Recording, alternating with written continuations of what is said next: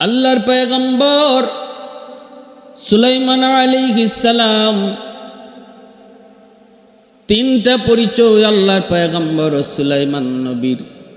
এক হলো তিনি আল্লাহর পয়গম্বর নবী, দ্বিতীয় পরিচয় হলো তিনি নবীর ঘরের নবী, বাবা নবী তিনিও নবী।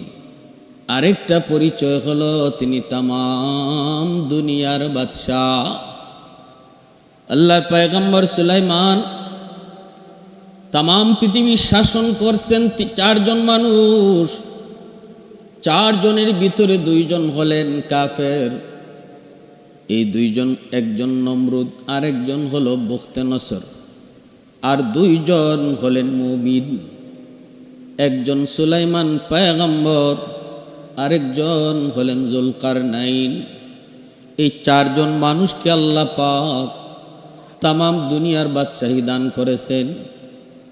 সুলাইমান আলাইহিস সালাম ওনার অধীনে শুধু মানুষ নয়, মানব দানব পশু পাখি এমনকি বাতাস পর্যন্ত সুলাইমান পয়গম্বরের অধীনে ছিল। ওনার আদেশে বাতাসও চলত, ওনার কথা মতো বাতাস যেখান থেকে যেথায় যেতে চান পৌঁছে দিত। এতটা ক্ষমতাবান একজন বাদশাহ। জিন দানব দেওপরি সব কিছু ওনার অধীনে চলত, ওনাকে মানত, ওনার কথা শুনত।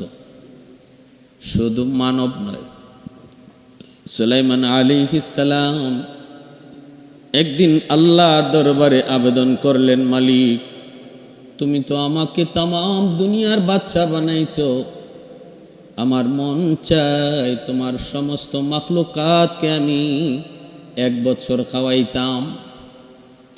এতটা সম্মান, এতটা শক্তি, এতটাই যখন তুমি আমাকে দিয়েছ, মন চায় আল্লাহ আমি তোমার মাখলুকগুলিরে 1 বছর খাওয়াবো।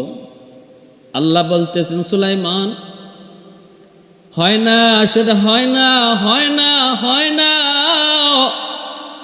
তোমার দ্বারা এটা সম্ভব না। এই কাম শুধু আমি আল্লাহর, কারণ আমি মালিকের নাম রাজ্জাক, আমি রিজিকের মালিক। আমার মাখলুকাতকে আমি আল্লাহ ঠিক মতো, সময় মতো, টাইম মতো, যার যেই পরিমাণ খানা দরকার সেই পরিমাণ খানাই তারে খাওয়াই। এটা তোমার পক্ষে সম্ভব হবে না। কিন্তু আল্লাহর পয়গম্বর তিনি বলতেছেন, মালিক যদি 1 বছর না পারি অন্তত 6 মাস তো পারবো। আল্লাহ বলেন, না তুমি 6 মাসও পারবে না। নবী কয়, মালিক 1 মাস তো পারবো। আল্লাহ বলেন, না তুমি 1 মাসও পারবা না। মালিক 1 সপ্তাহ তো পারবো। আল্লাহ বলেন 1 সপ্তাহ পারবা না। ও মালিক তাহলে 1 দিন তো পারবো। আল্লাহ বলেন, না 1 দিনও পারবা না। নবী কয়, মালিক তাহলে আমাকে অন্তত 1 বেলা খাওয়ানোর সুযোগ দিবাইনি। আল্লাহ তোমার কাছে আবদার, ও মালিক আমার মন চায়, আমার মন চায় 1 বেলা অন্তত আমি তোমার মাখলুকগুলাকে খাওয়াইতে চাই, মেহমানদারি করাইতে চাই।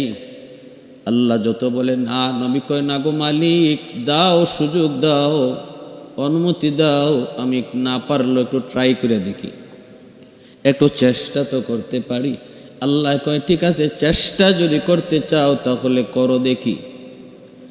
নবী সাথে সাথে দেও দানবকে আদেশ করলেন, নদীর পাড়ে, সাগরের পাড়ে 40 কিলোমিটার এলাকা জুড়ে তোমরা বড় বড় ডেকচি দিয়ে রান্না পাকানো শুরু করো। দানবরা, জিনের ভিতরে যারা বড় বড় শক্তিশালী, তাদের দ্বারা নদীর কিনারায় 40 কিলোমিটার এলাকা জুড়ে বড় বড় ডেকচির ব্যবস্থা করা হলো। নবী বললেন, আর যাও জঙ্গলের ভিতর থেকে জঙ্গলি গরু, জঙ্গলি হাতি সব ধরে ধরে এনে জবাই করে ফ্রাই করো। খাসি, দুম্বা, যত প্রকারের জীব জানোয়ার আছে খাওয়ার হালাল বস্তু, নবী সবগুলাকে জবাই করে ফ্রাই করার জন্য আদেশ করলেন। নদী থেকে মাছ ওঠাও, মাছের ফ্রাইও করো।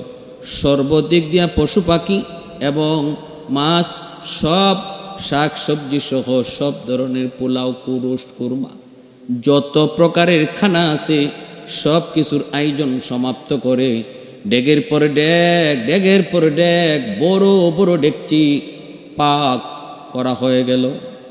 নবী বলতেছেন, জিন্নাতদেরকে বাতাস করো যেন খানা নষ্ট না হয়। মালিক, আমি কাকে আগে খাওয়াবো? আল্লাহ বলেন, তোমার যারে মন চায় মানুষ জাতিরে আগে খাওয়াবো, নাকি জিন জাতিরে আগে খাওয়াবো, নাকি জলজন্তুকে আগে খাওয়াবো, নাকি স্থলপ্রাণীকে আগে খাওয়াবো? আল্লাহ বলেন, তোমার যেথায় মন চায়, যারে মন চায় তারে দিয়ে খানা শুরু করাও। নবী মনে মনে সিদ্ধান্ত নিলেন, জলজ প্রাণী দিয়ে খানা শুরু করি। এ নদীর প্রাণীরা, কে কোথায় আসো? আজ তোমাদের মেহমানদারি করাবো আমি সুলাইমান, আসো আমার মেহমানদারি কবুল করো। আল্লাহ পাক জলের সমস্ত প্রাণীকে আদেশ করলেন, আজ আমি আল্লাহ এক বেলা তোমাদের রিজিক দেব না, তোমরা যাও, সুলাইমান তোমাদেরকে এক বেলা খানা খাওয়াবে। নবী লাইন ধরতে বললেন, সবাই যার যার মতো লাইনে দাঁড়াও, তাড়াহুড়া নয়, ও শৃঙ্খলা তো নয়, একজন একজন করে খানা খাও, পর্যাপ্ত খানার ব্যবস্থা আছে, কোনো অসুবিধা হবে না। লাইনে দাঁড়ালো সবাই। সাগর থেকে বিশাল বড় একটা তিমি মাছ পিছন থেকে আওয়াজ দেয়া কয়, নবী গো, আমি লাইন টাইম বুঝি না, ওগো নবী, আমাকে আপনি তাড়াতাড়ি খানা দেন, আমার বড় প্রচণ্ড ক্ষুধা, দেরি করলে আমি মরেও যেতে পারি, আমি লাইন বুঝি না, আমাকে বেলাইনে খানা দিতে হবে। নবী বলতেছেন, এটা কেমন কথা? এটা তো আমি একজন নবী, একজন পয়গম্বর, শৃঙ্খলা বজায় রাখতে হবে, ইনসাফ রাখতে হবে। তোমার আগে যারা লাইনে দাঁড়াইছে, ইনসাফের বিচার হলো তারা আগে খানা খাবে, এরপরে তুমি খানা খাবে। কিন্তু তিমি মাছটা আওয়াজ দেয়া কয়, নবী গো, একটু খেয়াল করেন, আমার দিকে তাকান, আপনি আছেন আপনার ইনসাফে, আর আমি আছি আমার জীবন লয়া। একটু দেরি যদি হয় আর যদি না খেয়ে আমি মারা যাই, আল্লাহর দরবারে আপনার বিরুদ্ধে নালিশ দিব। এই কথা বলতেই সুলাইমান পয়গম্বর ভয় পেয়ে গেলেন, দুর্বল হয়ে পড়লেন। সত্যি তো যদি না খেয়ে মারা যায়, তাহলে তো আমি আল্লাহর আদালতে জবাব দেওয়া লাগতে পারে। এবার নবী বললেন, ঠিক আছে, ওই মাস্টারে আগে পাঠাও, আর তোমরা লাইনে থাকো, তিমি মাস্টারে বেলাইনে বাইপাস তারে আগে পাঠায় দাও। তিমি মাছটা বাইপাস খাবারের কাছে আসলো। সুলাইমান নবী বলতেছেন, বলো তুমি কেমনে খাবা, খানা শুরু করো, স্টার্ট করো। মাছটায় কই, নবী গো, আমি শুরু করবো না, আমি হা করে থাকবো, আর আপনি খানা দিতে থাকেন। যখন আমার পেট ভরবে আমি নিজেই বলবো আমার ক্ষুধা নিবারণ শেষ, আমার পেট ভরে গেছে, আর লাগবে না। এমনি সুলাইমান নবী দানবদেরকে বলতেছেন, তোমরা ওর মুখে একটা আস্তা গরু ঢুকায় দাও, ফ্রাই করা গরু ওর মুখে ঢুকায় দাও। তিমি মাছটার মুখে ফ্রাই করা গরু ঢুকায় দেওয়া হয়, আস্তা একটা জঙ্গলি গরু ঢুকায় দেওয়া হয়। নবী মনে মনে ভাবছেন, হয়তো এই গরুটা একটা খাইলেই তার পেট ভরে যাবে। কিন্তু মাছটা হাত আর মুখ থামে না, হা যে করছে আর মুখ বন্ধ করে না। নবী দানবদেরকে বলে, আরেকটা গরু ঢুকায় দাও। ভাবছেন দ্বিতীয় একটা দিলে পরে হয়তো আর চাইবে না, কিন্তু না না না, মুখ তো বন্ধ করে না। নবী আবার কয়, ঠিক আছে, ওর মুখে আরেকটা গরু ঢুকায় দাও। এইভাবে যখন দিতে থাকে, নবী কয়, হাতি ঢুকাও। এইভাবে নবী কয়, বড় বড় মাছ ঢুকাও। যত তার মুখে ঢুকানো হইতেছে, যত বড় বড় প্রাণী, যত বড় বড় ভুনা করা খাবার তার মুখে ঢুকানো হয়, একবারের জন্য মুখটা এরকম আটায় না, মুখ বন্ধ করে না, হা যে করে আসে যেন তার খাবার আরো লাগবে। নবী কয়, কি ব্যাপার, তোমার কি পেট ভরে নাই? তিমি মাছটার জবান তো আল্লাহ খুলে দিয়েছে। তিমি মাছটায় কয়, নবী কয়, এখনো আমার পেটের এক কোনা ও খবর হয় নাই। কি দিছেন আপনি? আসলে দিছেন না দেন নাই আমি তো বুঝতেছি না। নবী গো, আমি তো পেটের ক্ষুধায় মরে যেতেছি, আরো দেন, আরো দেন। মুহূর্তের ভিতরে সুলাইমান পয়গম্বর দানবদেরকে কয়, একে একে একে একে একে একে পুরা ডেগের সব খাওন তার মুখে ঢেলে দেওয়া হচ্ছে। 40 কিলোমিটার এরিয়া পর্যন্ত যত খাবার ছিল অর্ধেক দেওয়া শেষ, এরপরও তিমি মাছের পেট ভরে না। নবী তো হতাশ। এমন একটা দুইটা না, অসংখ্য তিমি, অসংখ্য মাছ। আরো তো লাইনে দাঁড়ানো, এখনো তো কেউ খানা শুরুই করে নেই। শুধুমাত্র একটা তিমি মাছের খানা দিয়ে শুরু হলো, অসংখ্য অগণিত সৃষ্টিকুল এখনো লাইনে দাঁড়ানো, এখনো বাকি। নবী তো হতাশ হয়ে গেলেন, হতাশ হয়ে গেলেন। নবী বলতেছেন, কি ব্যাপার, পেট কি ভরে নাই? কয় না গো নবী, টের পাই নাই, আরো দেন। আল্লাহর পয়গম্বর এবার দানবদেরকে বলে, যা আছে সব দাও, অন্তত ওর অন্তত পেট ভরাও, ওর অন্তত পেট ভরাও, অন্তত ওর পেট ভরাও। 40 কিলোমিটার এরিয়া জুড়ে যত খাবার ছিল সব খাবার তিমি মাছের মুখে ঢুকায় দেওয়ার পরও এই মাছ এখনো হা করে আছে, এখনো মুখ বন্ধ করে না। আল্লাহর নবী সেজদায় পড়ে আল্লাহর কাছে কান্দে, মালিক তোমার কুদরত বুঝা বড় দায়। আল্লাহ, একটা মাছের কাছে আমি লজ্জিত হয়ে গেলাম, এখনো তার মুখ বন্ধ হয় না। মালিক আরো খানা চাই, আমার খানা তো যা ছিল সব তো শেষ হয়ে গেছে। আল্লাহ, এখন আমি কি করব, এখন কি করব? তিমি মাছটা আওয়াজ দেয়া কয়, নবী গো, গো আল্লাহর পয়গম্বর, আপনি আমার অনেক কষ্ট দিয়েছেন, অনেক ক্ষতি করে ফেলছেন গো নবী, খানা দেন না কেন? নবী কয়, খানা তো শেষ।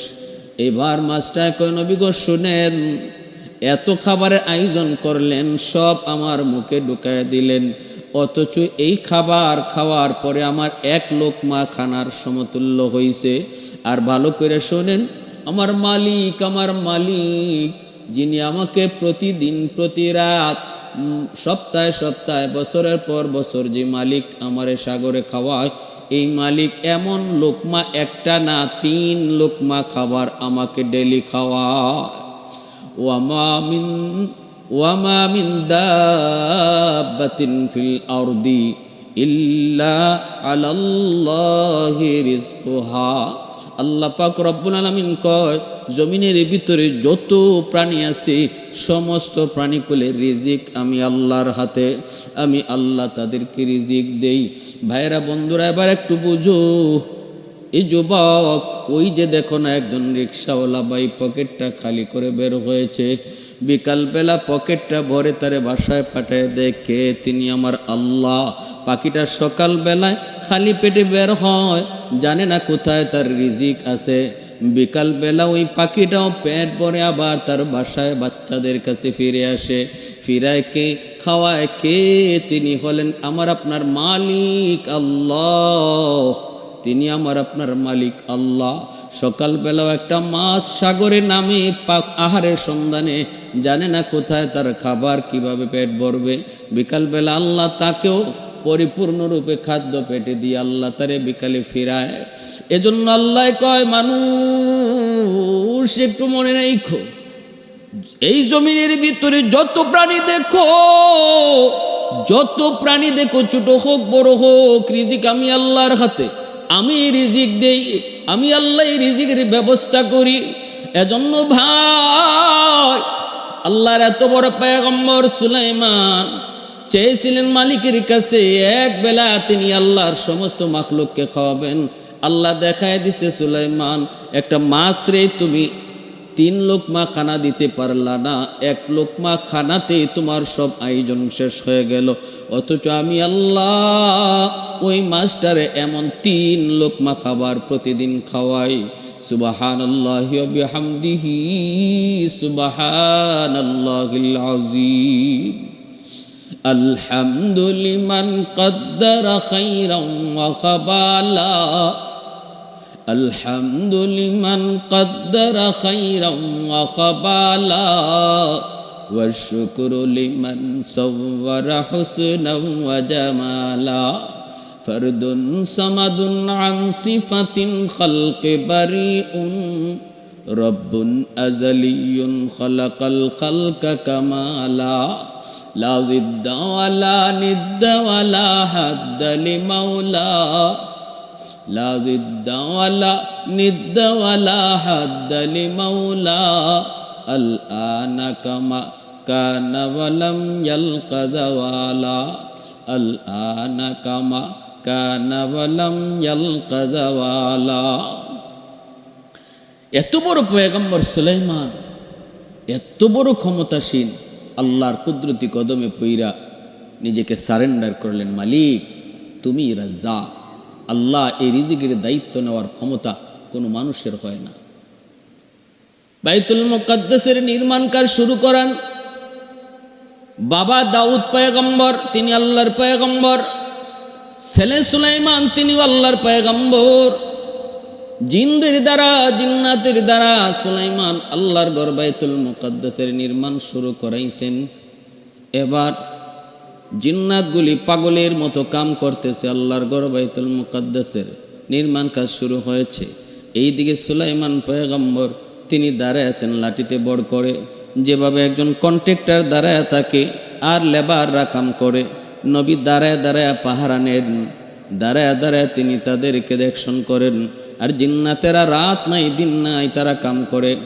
সুলাইমান পয়গম্বর হঠাৎ একদিন দেখতে পেলেন অপরিচিত একজন মানুষ ওনাকে সালাম দেয়। নবী জিজ্ঞেস করলেন, কি ব্যাপার, কে আপনি, কেন সালাম দিলেন? এইবার লোকটাই কয়, নবী গো, আমাকে আপনি চিনবেন না, পৃথিবীর কোনো মানুষ আমাকে চেনে না, আমি পৃথিবীর সব মানুষকে চিনি। যে আমার একবার চিনে আর সে দুনিয়াতে থাকে না, আমার নাম মালাকুল মউত আজরাইল। এত বড় ক্ষমতাসীন একজন বাদশাহ, যারে আল্লাহ পাক নবুয়তিও দান করেছেন, তাম দুনিয়ার বাদশাহীও দান করেছেন, তাকেও দুনিয়াতে থাকার সুযোগ আল্লাহ দেয় নাই। এমনকি দেয় নাই তা না, মৌতের আগ মুহূর্তটাতে পর্যন্ত আল্লাহ তার মৌতের খবর আল্লাহ দেয় নাই, তার মেসেজ দেয় নাই, নবী গো আপনি রেডি হন, আপনার মৌতের টাইম হয়ে গেছে। এজন্য আল্লাহ রব্বুল আলামিন কার কখন কোন অবস্থায় মরণ হবে এটা পৃথিবীর কেউ জানে না, আল্লাহ কাউকে জানানো না, জানেন শুধু আল্লাহ। মৌতের আগ মুহূর্তে আল্লাহ পাক মালাকুল মউত আজরাইলকে আদেশ করেন আর ইনি নিয়ে যায়। আজরাইল আলাইহিস সালাম সুলাইমান আলাইহিস সালামকে বলতেছে, নবী গো আপনি আমারে চিনবেন না, আমার নাম আজরাইল, পৃথিবীর যে মানুষটাই আমারে চিনে সে আর দুনিয়া থাকে না, আমি সবাইরে চিনি। আল্লাহর পয়গম্বরকে, ভাই আজরাইল কেন আসছেন? মালাকুল মউত আজরাইল কয়, নবী গো আমার কাম একটা, ওই আমার ডিউটি একটাই, আমি কারোর সাথে গল্প করার জন্য আসি না, আমি কারো বাড়িতে মেহমানদারির জন্য আসি না, আমার ডিউটি একটাই, জান কবজ। আপনার টাইম শেষ, আপনি রেডি হয়ে যান, সময় শেষ। আল্লাহর পয়গম্বর সুলাইমান অবাক হয়ে গেলেন, ভয় পাইলেন। বিষয়টা এমন না দুনিয়া থেকে যেতে চান না এমনও না, মৌতকে ডরান তাও না, অবাক হলেন শুধু এজন্য আল্লাহর ঘর বাইতুল মুকাদ্দাসের নির্মাণ কাজ চলছে। 3 ভাগের 2 ভাগ কাজ শেষ হয়েছে, 1 ভাগ কাজ এখনো বাকি আছে। আর এই কাজটা করাইতেছেন চিনি জিন্নাতের দ্বারা। জিন্নাত কত বড় বিয়ারা জাতি আমরা ভালো করে জানি। জিন্নাতকে ভয় দেখায় কাম করাইতে হয়, স্বইচ্ছায় ওরা মানুষের আদেশ মানে না, ভয় পায় যারে তার কথা মানে, তার কামটাই জিন্নাতেরা করে। নবী চিন্তায় পড়ে গেলেন, এই মুহূর্তে যদি আমার ইন্তেকালের খবর ওই জিন্নাতেরা পায় তাহলে আর আল্লাহর ঘরের কাম, বাকি কামটার সমাপ্ত হবে না, আল্লাহর ঘরের কাম অসমাপ্ত থেকে যাবে। এজন্য নবী চিন্তায় পইরা মালাকুল মউত আজরাইলকে বলতেছেন, ভাই আজরাইল একটা কথা রাখবানি, আমি আমার মাশুকের সাথে, মাহবুবের সাথে দেখা করতে পাগল। আমি তো আল্লাহর সাথে দেখা করার জন্য রাজি, কিন্তু একটু সময় আমি চাই, আমার জন্য না, আল্লাহর ঘর মসজিদে আকসার জন্য। ওই যে দেখো জিন্নাতগুলা কাম করতেছে, এই অবস্থায় যদি আমার মৃত্যু হয়, এই অবস্থায় যদি আমার ইন্তেকাল হয় তাহলে কাম বন্ধ করে দিবে। একটু সময় যদি দাও, কাজটা হয়ে যাক, তারপরে আমি প্রস্তুত। আমি এখনো প্রস্তুত, তবে আল্লাহর ঘরের খাতিরে একটু সময় চাইতেছি, দিবানি। মালাকুল মউত আজরাইল কই নবী গো এমন একটা কথা বললেন যেই কথার অধিকার আমি আজরাইলের নাই।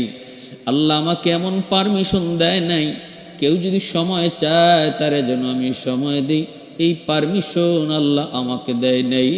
ওগো নবীজি, যদি আপনাকে কিছু সময় নিতেই হয় তাহলে মালিকের দরবারে দরখাস্ত করেন।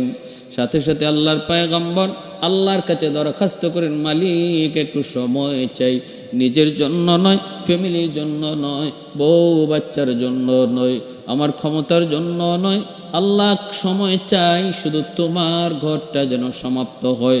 আল্লাহ একটু সময় দিবানি। রব্বুল আলামিন জবাব দেয়, সুলাইমান এটা আমি আল্লাহর নিজাম না, আমি আল্লাহর আদত হচ্ছে যার যখন সময় হয়ে যাবে আর তাকে সময় দেওয়া হবে না। এবার তার বয়স যৌবন চলে, এবার তার বয়স নাকি বৃদ্ধকাল চলে, সে কি ঘরে আছে নাকি দোকানে আছে, সে কি বাড়িতে আছে নাকি গাড়িতে আছে, আমি আল্লাহ এগুলা দেখি না। টাইম যখন হয়ে যায় আর সময় দেওয়া হয় না। অতএব দেরি করার সময় নাই, রেডি হয়ে যাও, রেডি হয়ে যাও, মৌতের জন্য প্রস্তুত হয়ে যাও। আল্লাহর নবী কই মালিক তাহলে তোমার ঘরের বাকি কামটা কেমনে হবে আল্লাহ একটু জানতে মন চায়। আল্লাহ কই এটা আমি আল্লাহ বুঝবো, আমার ঘরের কাম কেমনে সমাপ্ত হবে আমি আল্লাহ বুঝবো।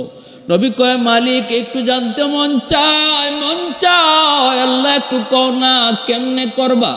মালিক কয় তাহলে শুনো, যেই লাঠিতে বর দিয়া তুমি দাঁড়ায় আছো ওই লাঠিতেই তুমি দাঁড়ায় থাকবা, জানো তোমার কবজ হয়ে যাবে, কিন্তু আমি আল্লাহ তোমার লাশটাকে মাটিতে ফালাবো না, লাশটা পচাবো না, গলাবো না, চোখটা তোমার তাকানোই থাকবে, চোখটাও মুছবে না। ওই অবস্থায় জিন্নাতেরা দূর থেকে তাকায় দেখবে তুমি তাকায় আছো, জীবিত মানুষ যেভাবে দাঁড়ায় থাকে এইভাবেই তুমি দাঁড়ায় আছো, এইভাবেই তাদেরকে দেখতেছো, এইভাবেই তুমি কন্ট্রাক্টারি করতেছো। ওরা বুঝবে তুমি জীবিত, মূলত তুমি জীবিত নও, মূলত তোমার রূহ কবজ হয়ে গেছে। যতক্ষণ পর্যন্ত না আমি আমার ঘর মসজিদে আকসা বাইতুল মুকাদ্দাসের কাজ সমাপ্ত না হবে ততক্ষণ পর্যন্ত তোমার লাশটাও মাটিতে পড়বে না, জিন্নাতরাও বুঝবে না। এবার সুলাইমান নবী কম মালিক এমনই যদি হয় তাহলে আমি দেরি করতে রাজি না, আমিও প্রস্তুত, আল্লাহ আমাকে তুমি নিয়ে যাও। সাথে সাথে আল্লাহর পয়গম্বর অর্ধ পৃথিবীর বাদশাহ খালি হাতি আল্লাহর ডাকে তিনি চলে গেলেন, জান কবজ হয়ে গেল। ভাইরা বন্ধুরা, দুনিয়ার বাদশাহ হয়েও হাতে কিছু নেওয়া যায় না, হাতে কিছু নেওয়া যায় না। দুনিয়ার বাদশাহ হইও খালি হাতে কবরে যেতে হয়, কবরে যাওয়ার সময় কোনো সামান সাথে নেওয়া যায় না। এজন্য ইব্রাহিম বিন আদহাম না, দুনিয়ার বাদশাহ যুলকারনাইন, তামাম দুনিয়ার বাদশাহ যুলকারনাইন মৃত্যুর আগে বলেছিলেন আমার ইন্তেকালের পর তোমরা কাফনের ভিতর থেকে আমার দুটা হাত বের করে রাখো। আমি দুনিয়ার মানুষকে মেসেজ দিতে চাই, মানুষেরা শুনো, দুনিয়ার বাদশা ছিলাম আমি যুলকারনাইন, কিন্তু কবরের যাত্রী হয়েছি খালি হাতে, শূন্য হাতে, হাত কিন্তু আমার খালি হাতে কিছুই নেই। অতএব দুনিয়াতে যে যা করো একটু খেয়াল কইরো, কবরের পথিক তুমি খালি হাতে, কিছুই তোমার সাথে যাবে না।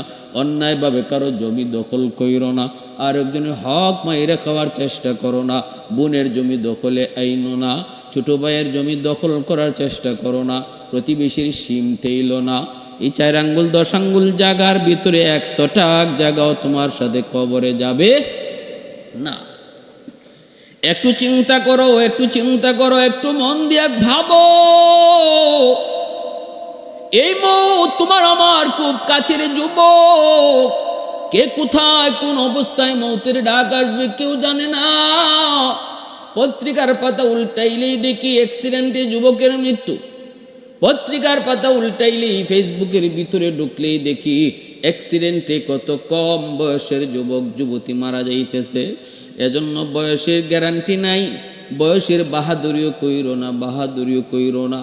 আল্লাহর পয়গম্বর সুলাইমান, আল্লাহর পয়গম্বর, শুধু পয়গম্বর না, পয়গম্বরের ঘরের পয়গম্বর, শুধু পয়গম্বর পরিচয় না, দুনিয়ার বাদশাহ, মৌতের আগে সময় পান নাই, আল্লাহ পাক রব্বুল আলামিন কবজ করে রূহটা কবজ করে নিয়ে গেলেন আজরাইলের মাধ্যমে। লাশটা এভাবে আল্লাহ দাঁড় করে রাখলেন, আল্লাহ তার কথা মতোই লাশটা এভাবে দাঁড় করে রাখলেন। এরপরে আমার ভাইরা বন্ধুরা কাজ শুরু হলো। জিন্নাতেরা মনে করতেছে উনি তো দাঁড়ায় কাজ দেখতেছেন, অতএব না ফাঁকিবাজি করার কোনো সুযোগ নাই। দিন যায় রাত যায়, জিন্নাতেরা কাম করে, হরদম তারা কাম করে। ঘটনা কি, নবী তো এমনভাবে তাকায় আছে, লড়েও না চড়েও না, মনে হয় আল্লাহর পক্ষ থেকে কাজের বড় দ্রুত কাম শেষ করার অর্ডার আসছে। অতএব লড়ালড়ি করো না, তারা কাম দ্রুত চালাও, দ্রুত চালাও।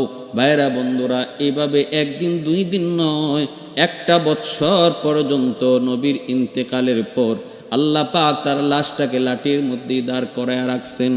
যখন আল্লাহর ঘর মসজিদে আকসার কাজ সমাপ্ত হয়, যেই টাইমটাতে কাজ সমাপ্ত হলো, ওই টাইমটাতেই লাশটা লাঠি থেকে ভর দেওয়া অবস্থা থেকে মাটিতে ঢলে পড়লো।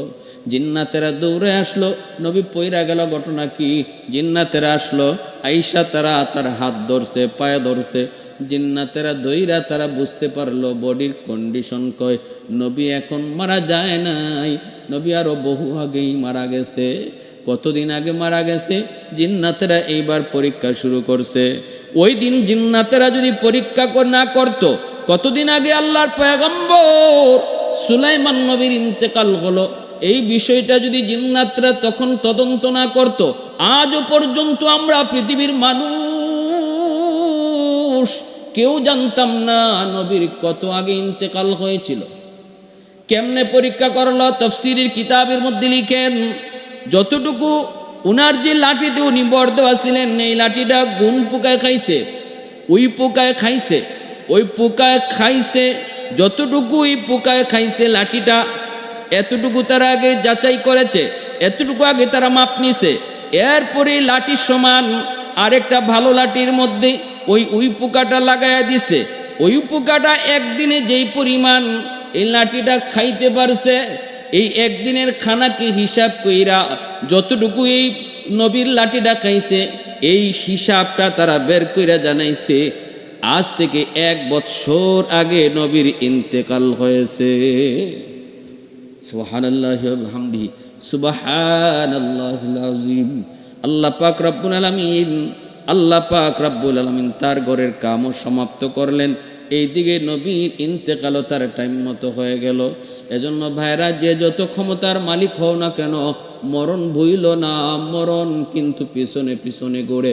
তামাম দুনিয়ার বাদশাহ হওয়ার পরেও, এমনকি শুধু বাদশাহ না, আল্লাহর পয়গম্বর হওয়ার পরেও একটু সময় আল্লাহর কাছ থেকে চায় নিতে পারে না রে যুবক। অতএব কিসের বাহাদুরি করো, কিসের বাহাদুরি করো? আল্লাহ পাক রব্বুল আলামিনের আদেশ যখন আসবে, যে টাইমে আসবে, যেখানে থাকি না কেন, যে অবস্থায় থাকি না কেন, সাথে সাথে মৌতের জন্য প্রস্তুত থাকতে হবে।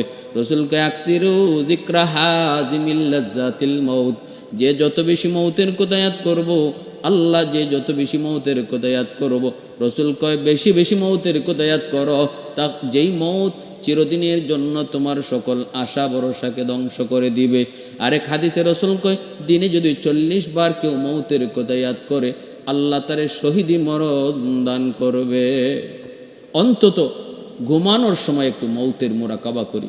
অন্তত এই বয়ান থেকে আমরা এই সবকটা নিই, ঘুমানোর সময়, সারাদিন যদি নাও পারি, ঘুমাইবার সময় অন্তত একটু মৌতের কথা ইয়াদ করি, যে এই ঘুমটা তো ঘুম না, এই ঘুমটা তো মৌত, ঘুমটা তো মৌত। আমরা এই দোয়াটাই পড়ি, আল্লাহুম্মা বিসমিকা আমুতু ওয়া আহইয়া, আল্লাহ তোমার নামে মরতেছি, আবার তোমার নামে জিন্দা হইব। আমি নিজেই কইতেছি ঘুমটা মৌত। অতএব একদিন আমার এরকম সত্যিকারের মৌত হয়ে যাবে। আমার বাড়িতে মানুষ আমার বাড়িটাকে মরা বাড়ি বলবে, আমার আত্মীয় স্বজন কান্না করে করে আমার মৃত্যু সংবাদ পেয়ে বাড়িতে আসবে, আমার ছেলে, আমার মেয়ে, আমার বিবি পাশে বসে বসে কান্না করবে।